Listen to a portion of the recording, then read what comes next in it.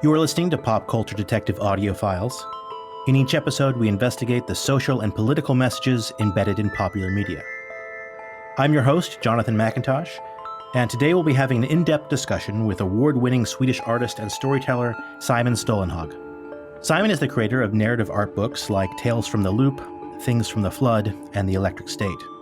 His images consist of haunting, dystopian landscapes that are at once quietly disturbing and beautiful in their melancholy. Some listeners will be familiar with Simon's work from popular culture. He did the original cover art for the video game No Man's Sky, and in 2020, Amazon Prime turned his book, Tales from the Loop, into a television series. Tales from the Loop is a genuine cinematic experiment. I really feel like it's a film lover's television show. The show is based on Simon's artwork, which has this stark landscape, and his kids are just sort of trudging through the snow, and behind them it looks like these gigantic, decrepit robots, and it just seemed like a really good jumping off point for any story. We will discuss what it's like for a small artist when they begin engaging with the Hollywood machine. We'll talk about some of the negative impacts and implications of AI-generated art, and we'll dig into the meaning and messages in dystopian storytelling as a genre. Welcome to the podcast, Simon. Thank you so much.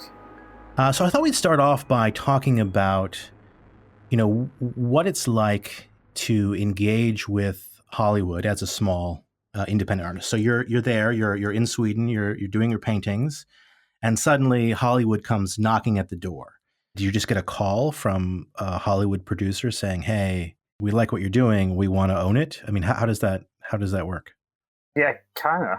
As my art went viral, that's when that started to happen. So it happened maybe like in the span of 6 months.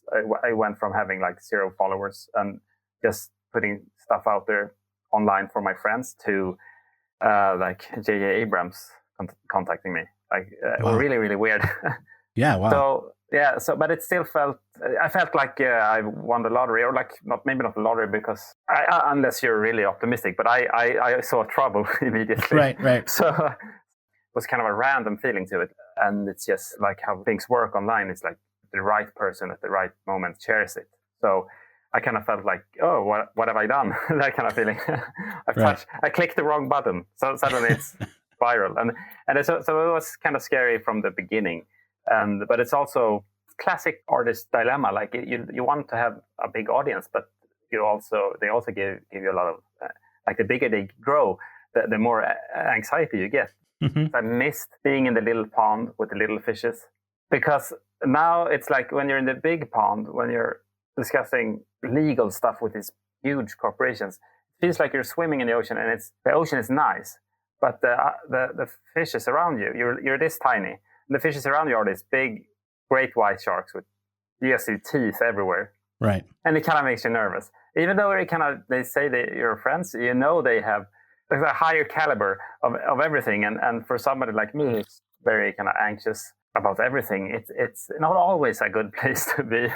Yeah, it's hard to kind of not start thinking what people will like, because I started thinking what I like, but then when you see that other people likes it, it's really hard to keep on to hold on. Never read the comments. This is the lesson. No, exactly. Yeah. So and also now I have to think about what sells, because now I live off of selling books, and which is basically selling ideas for films, and I it's really hard not to let that mindset kind of ruin you, where you start thinking about, okay, so it's been COVID, I can't do something that's too dark, people won't like that, would ruin everything. So it's really hard, because it's hard to just follow your heart, like there's a chance that this might fail, or I mean, that's something that I'm familiar with. I have a pretty big YouTube following at this point. I'm closing in on 1 million subscribers, and every time I make a video, I say, well, this is going to be the one that everyone just decides, that's it, I can't follow this guy anymore. That's never happened, but I do have that sort of that worry every time I put something out there. I think, I need to balance what I want to say, which is often quite political and challenging, with communicating in an effective, clear way, at least for me. And so it's always this balance. And I'm like, I want to say this thing and it's going to upset, like Marvel fans or something, or Star Wars fans. I want to make this critique. I think it's really important, but I also don't want, people to not be able to hear me. And so I need to figure out a way to say it in a way that people can hear, and that is always really tricky. And I, like you're saying, I mean, every time I do it, I think, this might be it. And then I think, well, it's important enough to me that if it doesn't matter, right? It doesn't matter. If people don't like it, that's okay. Yeah, and that's what I try to.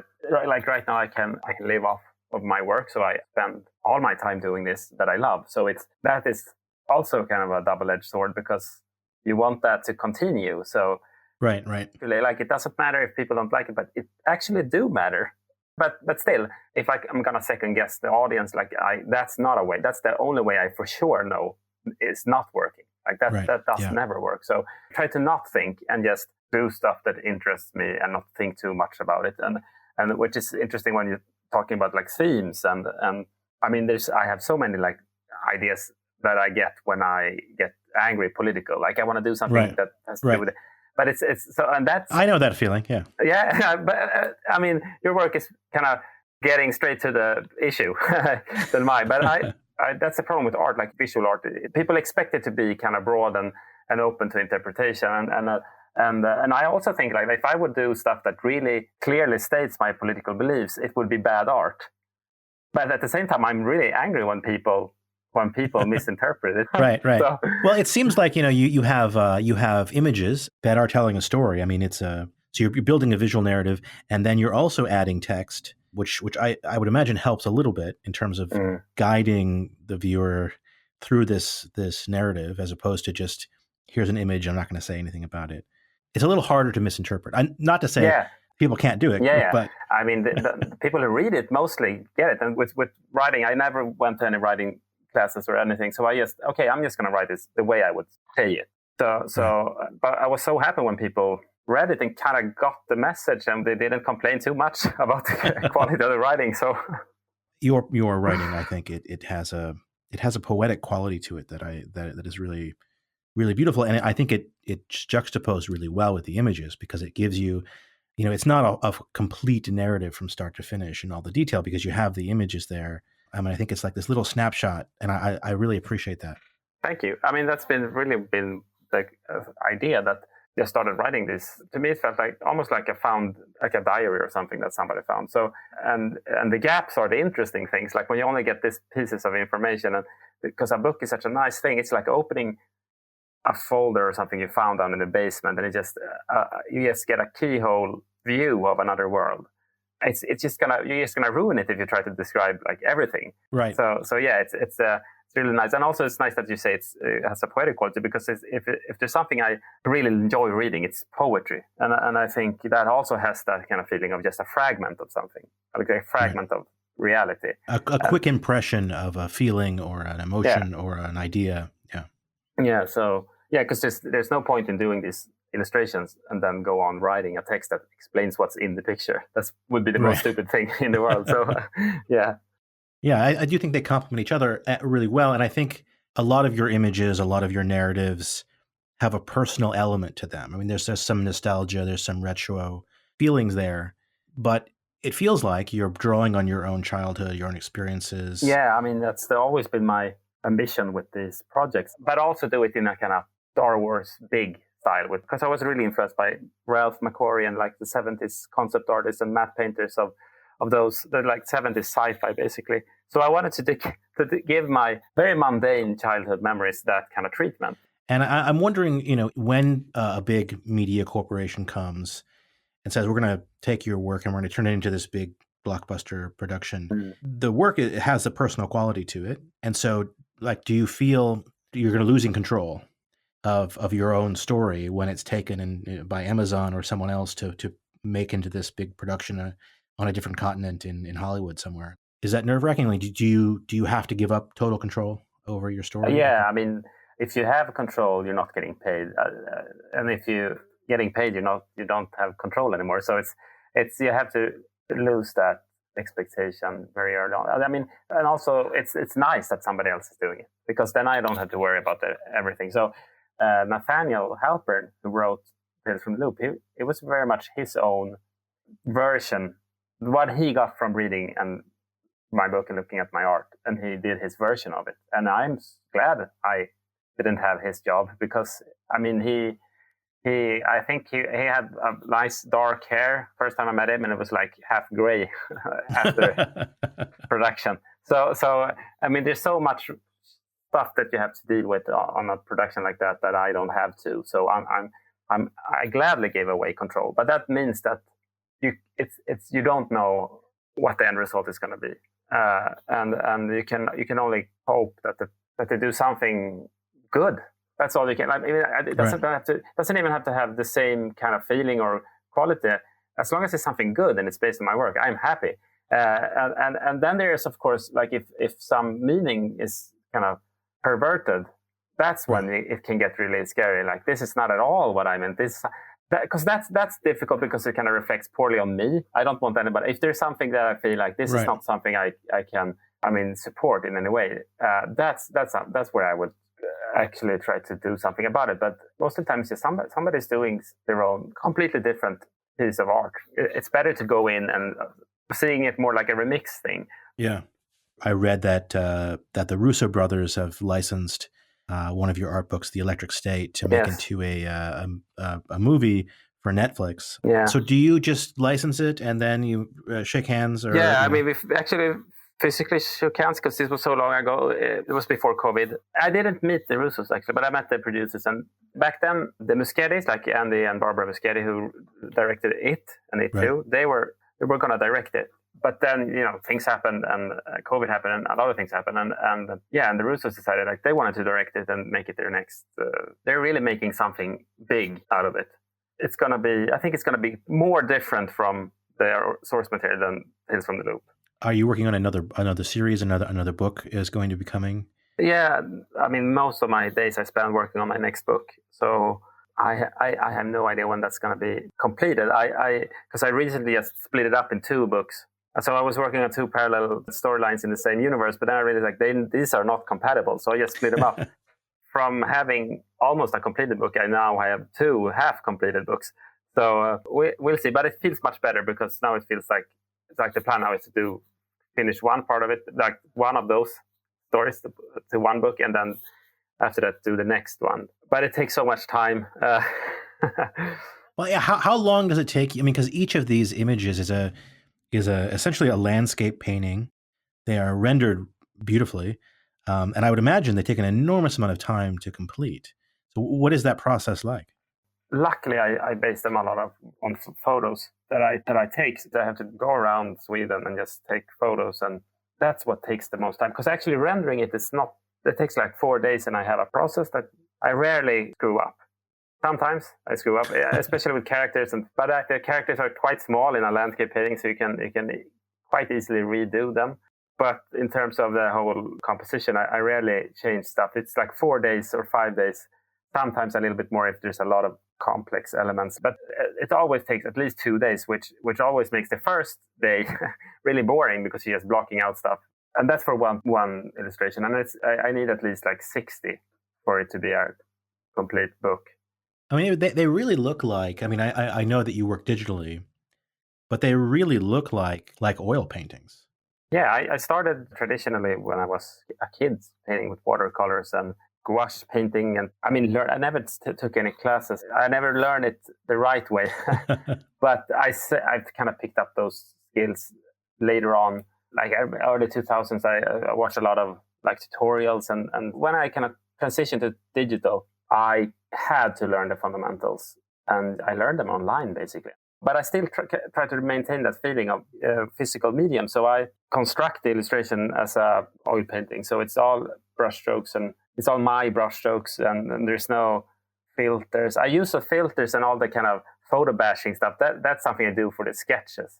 So I go out, take photos, I edit the photos, I paint on top of the photos. So I get that nice composition and nice colors and everything. And then I take that and try to see that as something you would put on the wall when you start working on your oil painting, and with that as a reference. And I do hundreds of these sketches, and then I choose one and I start working on that finished illustration. And that's what takes 4 4 days. Doing the sketches are pretty quick. So it's really hard to say how long it takes. I just know that it's time consuming, and you could do it much more financially smart than I do. You could, but you would lose something, I think. Yes, exactly. I mean, speaking of financially smart or not, and a lot of your images have a built-in critique of corporate capitalism, of consumerism. I mean, you see the remnants littered around the landscapes, in various states of decay, almost like ruins of a hyper-capitalist society that your characters are sort of walking through and exploring. And that's one of the things that really spoke to me about your work. I mean, it felt like, this is not just a fun science fiction world. I mean, it is, but there's this edge to it that, to me, it feels like there's a political, that it's trying to teach us something. It's trying to tell us something, a warning. Well, maybe. I think, first of all, I just think that like this anti-capitalist attitude is just in my blood. It comes out whatever I do. I mean, I've always been I would say almost anarchist. I don't read that much, but I did read like Chomsky and Howard Zinn and stuff like that. Chomsky is really the person that got me started on my journey in politics. Yeah, I think to me it's always felt like when I read about like humanism and like early humanists and their feelings about the world, that strikes a chord with me. And I've always felt like capitalism is at odds with some part of human nature, but still. And this is the dualistic side of it. I do love pop culture. Right. I mean, it's weird because I realize intellectually that consumerism is bad, but I'm addicted to it. I love it. And all our lives are kind of based around it. So, like the surface level of it. And with Electric State, I wanted to kind of explore that. The idea of like brand ambassadors and stuff like that.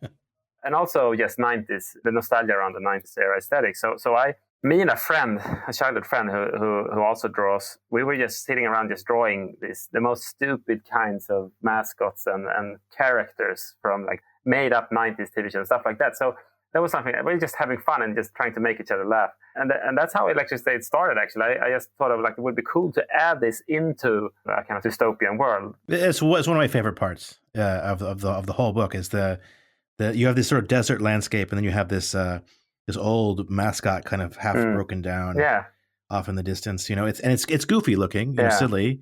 There's a playful quality to it, but then it's positioned at least in this desolate place, and so I like that contrast, those two things. Yeah, really. To me, it was just like something I could do. Like I knew I could render these landscapes with this kind of mood to them, but I also wanted to draw these wacky, stupid looking characters. So I should probably combine them. And also the idea with the Neurocaster, the helmets, that the kind of VR technology was also the same. It also came from trying to make my friend laugh by designing the most stupid like peripheral device for a Mega Drive or like mid-90s technology. Like, so we started drawing these kind of penis-shaped things that they wore on their head. And so that became the Neurocaster, which I think if there's something that people miss sometimes, it's the kind of humor in it. Right. It's like, of course, you would get extreme neck pains from wearing that. It's like, but it's something about it that kind of works. And it was also something I kind of realized, why hadn't anybody done VR zombies? Because it's also like a zombie apocalypse. But when I got to the point where it was time to start writing, it became quite serious. And I think I always knew it was going to be a serious story. Right. But it started off as basically a joke between me and a friend, like drawing the most stupid things we could come up with. Well, I mean, I particularly that narrative book, I like that juxtaposition of, it's a dystopian landscape. Mm. It does feel serious. It does feel, there's a gravitas to it. But there are these elements that feel kind of fun. There's a little whimsy there as well. So I mean, that juxtaposition for me is what's so special about it, because there's a lot of science fiction, especially post-apocalyptic science fiction, that is just depressing. I mean, it's impactful and it has a point, but as a young man, I loved, cyberpunk and all of this sort of post-apocalyptic world building in science fiction. But as I've gotten older, I find it harder and harder to engage with that. Not because I think it's incorrect or missed a point, but because it's just sort of, I'm already feeling a little bit depressed because of the world that we live in. Yeah. And this is a question I wanted to kind of ask you about, was navigating dystopian narratives, because there's sort of a danger that it can feel hopeless. But I do think there used to be a sense in cyberpunk and post-apocalyptic fiction that, this will wake people up. That they just need to see how bad it could get. But I used to think that, and now I kind of think, well, maybe it just makes people feel worse because now there's nowhere to go and we're all doomed. Yeah, I mean, it's like a lot of Generation X culture is that cynicism about consumerist society, right, and modern society. And if you take like everything that was made in the 90s, like Train Spotting and Fight Club and like everything was kind of critiquing like Office Space or whatever. And they weren't writing dystopian science fiction, but it's the same. It has this kind of cold cynicism to it. There's this kind of edgy coolness about it, and I think David Foster Wallace actually critiqued that and felt like you have to provide some humanity, like some hope. You have to be serious. If you take Fight Club, for instance, that it's just coolness and bleakness, but there's no real humanity in it. Because it's a protection to be cold and to be cynical. And if you don't have that, if you want to open your heart to it, it can be the world is very painful. I think that's where the kind of humanism comes in. Because for me, point has always been to put something out there, if it's a painting or if it's writing, like to put something out there and say, this is a little snippet of what I think the world feels like. And if somebody says, oh, that's how I feel as well, that's when... Yeah. That's kind of the whole point of it, to kind of connect with people and say, doing art is throwing out a fishing line and hoping that somebody will say, hey, I felt the same thing. Yeah. A lot of this, like being cynical and just focusing on that, like look how bad things are. That's just kind of, it's almost like an aesthetic. I was gonna use the word aesthetic. Yeah. Somehow this is going to dovetail into a conversation about AI-generated art. There seems to be a drive to replace artists completely with robots. I mean, it sounds like science fiction, but there are AI art generators online that are getting quite popular. Yes, and there's a whole bunch of them at this point. DALL-E 2, Stable Diffusion. Midjourney. There's one called Art Breeder that combines two different kinds of art. And, these are capable of generating millions of images a day, some of them.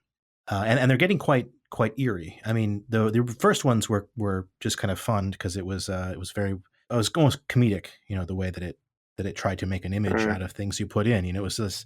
It looked like a computer tried to make sense of something and couldn't figure it out almost, But as the technology advances, we get to a place where corporations, large entities, large organizations can use this software instead of paying an artist to make something for them. Yeah, I tweeted about this.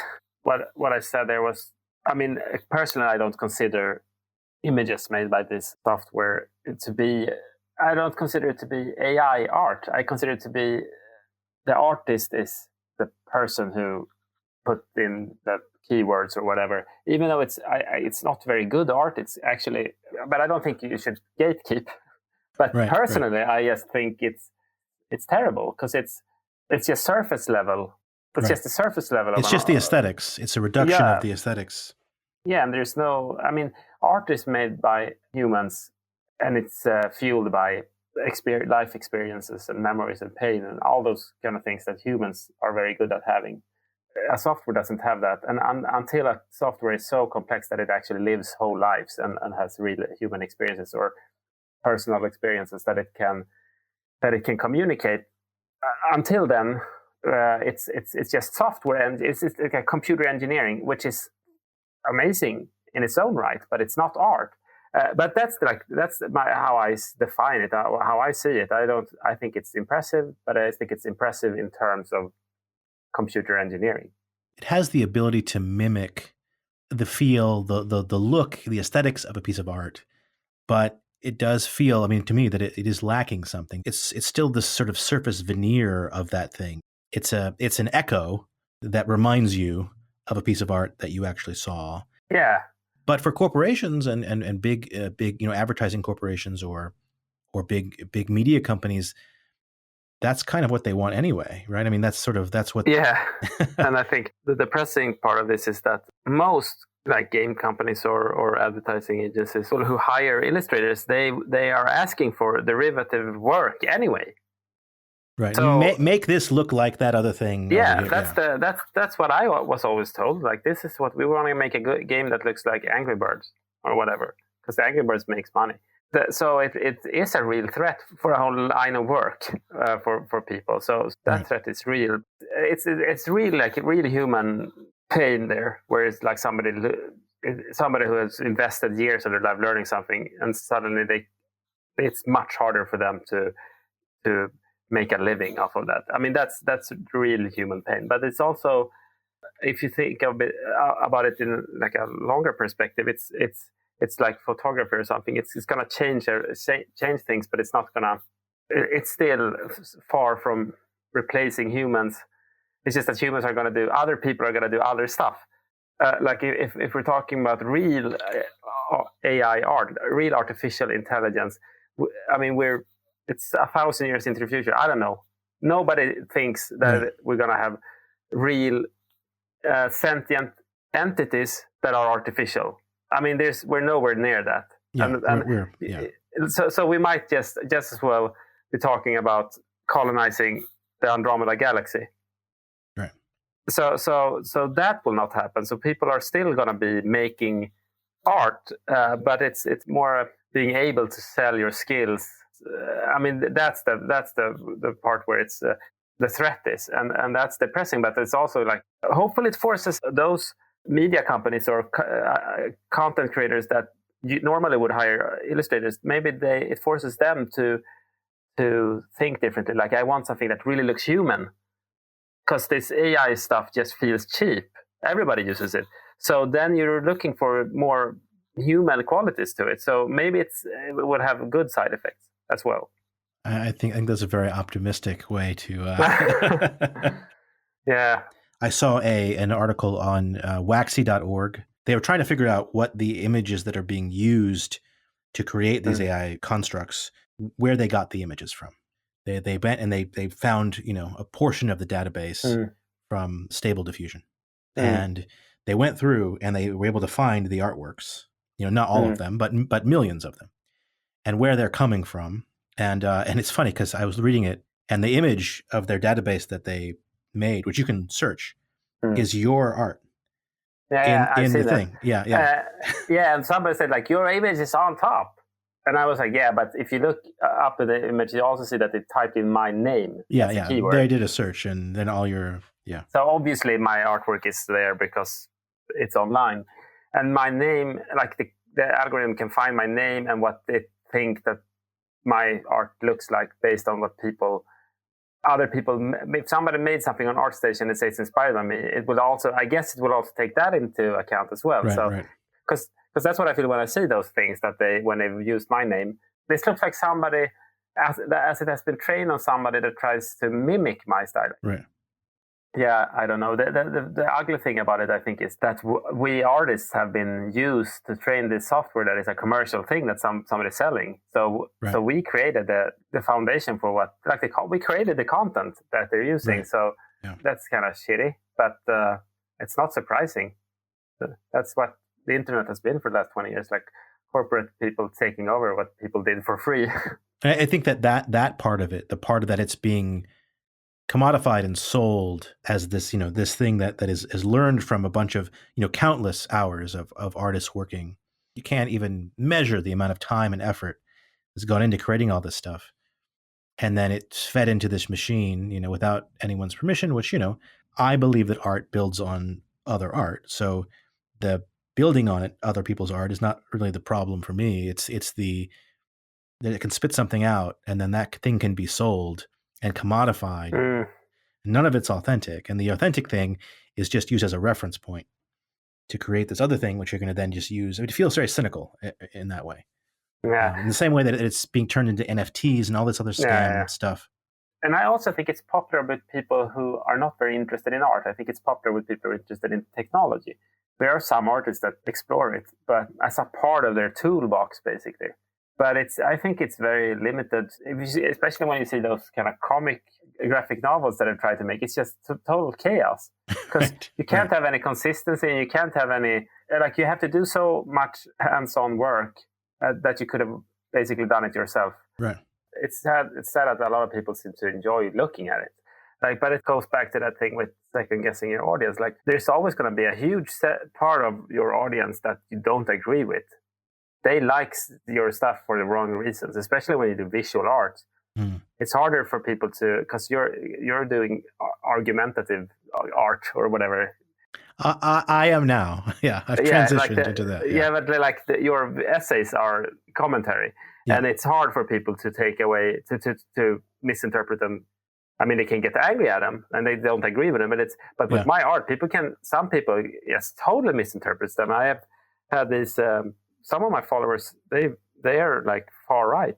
And also, like, a lot of people on the NFT, like the Elon Musk techno evangelist, they like my art. And I'm like, do you think this is a utopia to you or something?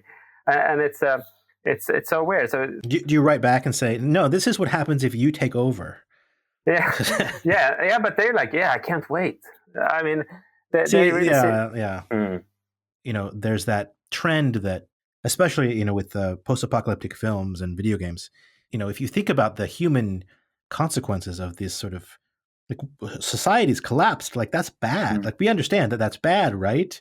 And so some people, you know, it's just, no, it just looks cool and feels cool, and I want to have a gun and a car and a motorcycle. It's like, well, but society's gone, you see. So that I have a hard time explaining to people why that may be a bad thing if they don't think it is. I think The Road is just 150 pages of a man and his kid, like, trying to dig up frozen dirt, and and everything is miserable. Yeah, I think that's the truest post-apocalyptic story I've read, where it's like, oh, this is miserable. I mean, that's something I myself have been kind of inspired by, to kind of make a big spectacle. That's why I like putting big machines in spaces, because it's something about, it just gets the medicine down better. Like, oh, what's this? You start looking at it, and then you see stuff that you wouldn't have seen if I just showed you a boring rainy day at a parking lot. You would kind of, after 2 seconds, you would identify it as, oh, it's just a mundane everyday scene. But if there is something else there, something big, Death Star in the background, that catches your eye, like, immediately, and you're starting to explore the mystery of this. And then you start, for me, that was always the point of having those things, is to trick people into looking at my boring, mundane life. Right. So this is the bus stop where I hated waiting for the bus when I went to school. And now you're looking at it. Right. Because I put some robot in the background. Critically, it's in the background. That's the part that is interesting about it, because you're very rarely foregrounding the science fiction element. It's always sort of there, but it's not the focus. I mean, I think that's actually... Yeah, it's something, I mean, it's just a compositional tool, I think, but putting it in the background, you kind of create a path for the eye to follow. Then I place stuff in front of that path, like people looking and doing the science fiction stuff. That's easy because nobody can say it's wrong. Nobody has seen these things before because I invent them. But everything else in front of that is real stuff that takes a lot of time to render and get right. And so I really had to research everything, and that took that's what takes time. And then just adding a robot in the background, that's simple. And I remember somebody saying, which was basically a compliment, like, I really like the way you draw your robots. I try to draw robots, and it's so hard to get them right in perspective. A boxy Volkswagen I could do, but not a complex robot. And I was like, no, you've got it wrong. The boxy Volkswagen, you can't do. I dare you to do it. That's really difficult because everybody knows how that looks like. It's like doing a portrait. If you say, like, I did a portrait of Tom Cruise, like, every individual on this planet would say if it's good or bad. But if I say I've made a fantasy creature, nobody can say if it's right or wrong. Right. So that spectacle for me is the mechanism to trick people into looking at all those real world boring stuff. Of taking a trip down memory lane, but your memory lane. Yeah. I mean, that's also something that people ask me, like, if I'm nostalgic and want to go back. And I feel like I don't want to go back. I would just, I don't want to be 12 again. I'm very happy with being 40. And I think I'm going to be happy being like 70 if I'm healthy. I like getting older and getting more and more memories and experiences and even the painful ones. I don't know why. It's nostalgia is weird that way, because I think the problem, a lot of reactionary stuff and all the kind of far right politics that we've seen rise in the last 20 years, it's also based around nostalgia and the idea of the present as being perverted or right. They want to go back to an idealized, romanticized, and sanitized version of the past that didn't actually exist. No, exactly. And I think sometimes, and I actually had some fans like that when you get stuff like Trump and Make America Great Again, or in Sweden we have Sweden Democrats, the Swedish and Scandinavian far right, or like neo-Nazis basically, they which is what Sweden Democrats come from, they share the same kind of ideas. They are obsessed with history. And Sweden as a superpower, like in the, I don't even know, like 16th century, like way back, and like battles and kings and whatever, like they're obsessed with history and this idea of like ethnic, like there's some kind of essence within a part of the populations, they're like the ethnic Swedes or whatever they, and I think that's what you get if you think it's better to actually go back in time and not just contemplate. Yeah, for a really large number of people in the world today, going back in time would be an absolute nightmare. I mean, it would be hell, and it takes a very specific kind of a privileged position to think, I can go back to the 1950s and live in an all white neighborhood and not have to think about the racism or the sexism or the all the stuff. Yeah, back then things were not a Norman Rockwell painting. They were actually quite horrible for a large number of people. Yeah, I've never understood that. I mean, it is part of this romantic nostalgia that reactionaries have, is that they want to go back to a time when really they didn't know better. I grew up in a conservative suburb of the United States, of Florida and Maryland, and I didn't know anything. And so the world seemed like a great place with, and then, as I grew older, I learned that actually, no, things were really messed up. And there are a lot of oppressive systems in place. And I just didn't know about them at that time. They'd existed and they were negatively impacting huge numbers of people. But I was in a place where I was almost isolated from that. And so, we had economic problems. I was sort of a working class family. So I knew that, but I didn't know about sexism. I didn't know about racism. I didn't really know about those things outside of what I saw on TV. And so, the idea of going back to a time when I didn't know about the world and didn't understand it is horrifying. That's like a horror film, But for reactionaries, they want to go back to a time when they didn't know any better. And I also find that very telling.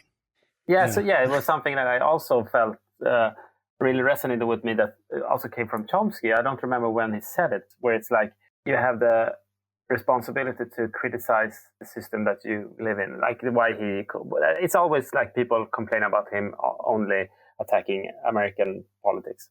Right, and he's like, well, I'm an American. I live in America, and so and it says it's like a more basic moral. Like you have responsibility for the actions, like for your own actions, not somebody else's actions.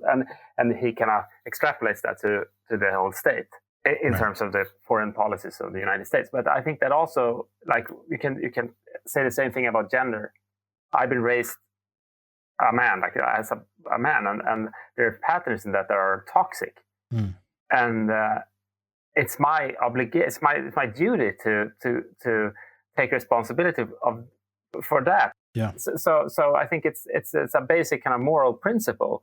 And also, first you have to be willing to. I mean, for me, which is obvious, because I think toxic masculinity, for instance, affects me. Has done so all my life. Yeah. Negatively, it's one of the worst things about my life comes from the fact that I've stuff that other men do because we are men. So for me, it was just a no-brainer when I learned about sexism and kind of gender identities and gender roles and whatever. It's just, that's and I know I've been both a victim and a perpetrator of those things, and we all are. Right. Of course, it would be easier to dismiss it, but I don't see how. I mean, you have to really be in denial to be able to pull that off. It's like a basic moral principle to kind of take responsibility for not repeat it and do something about it. I don't have kids, but if I had kids around me in my family, like my siblings' kids, I feel very strongly like I don't want them to go through this. And, you by embracing a feminist worldview, you get so much from that because, half the population, when you start respecting the other half of the population and seeing them as full and complete human beings that you can learn from, that you can have real friendships and relationships with that are mutually beneficial and based in respect and in a measure of equality. I mean, that is enriching in every aspect of your life. I mean, it makes your life as a man, my life as a man, better, immeasurably better. And so I think that's part of the other side of the coin is that it's not just about that you stop or you try not to do these things that are damaging, and you try to change society so that it doesn't damage men, because it currently, the byproduct of patriarchy is that men are constrained and boxed in and have all of these pressures put on them to shut off parts of themselves. And right. So if you can, when you break free of that, you can open up, you can be a whole person, and you can have real, meaningful relationships that are based in mutual respect. And that, I mean, it's more valuable than anything I can think of, I think most people would agree on that, but our political identities are so strong that as soon as somebody identifies an idea as a feminist idea or whatever, they shut down their critical thinking. And right. No, I've seen it. I've seen it. Yeah, which is sad. But but that's actually like the book I'm working on. That's really something that I'm narratively trying to focus on. I don't want to do it for this, like make it sensationalist or anything. Right. But I still want to highlight the tension that exists in intimacy between men visually. Do you have a title? Do you have a timeline? Do you have? I do. I don't really have a title yet. This project started as, I call it Europa Meccano. That title is going to be for that because it's split up in two projects, and it's going to be for the other project. So I don't really have a good title yet, but I'm halfway through, so I hope I will have something like next summer or something like that. Yeah, and also there's this huge part of it that I haven't started on that's going to take place in the present, or like 2024, 2020, like in the very near future. And it's the first time I'm going to try to capture contemporary times. So I have to do that. I think next summer or something is realistic. Well, it's exciting. I'm really looking forward to it. We're going to have to leave the conversation there, but if you'd like to find out more about Simon's work, you can go to his website at simonstålenhag.com. Please remember that all of our pop culture detective projects are 100% funded by listeners and viewers like you.